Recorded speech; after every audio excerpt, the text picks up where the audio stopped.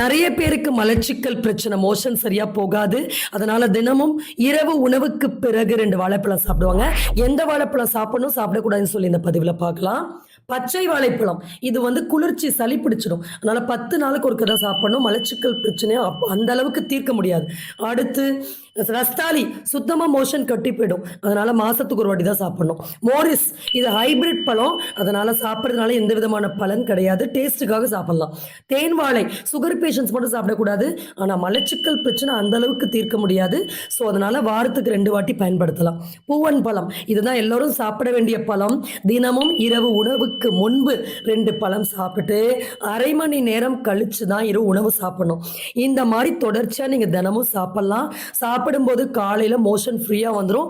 ஒரு நாளைக்கு 2 பழத்துல இருந்து ஒரு 4 பழம் வரைக்கும் தாராளமா சாப்பிடலாம். ஃபாலோ பண்ணிட்டு கமெண்ட் செக்ஷன்ல அப்டேட் பண்ணுங்க. நன்றி.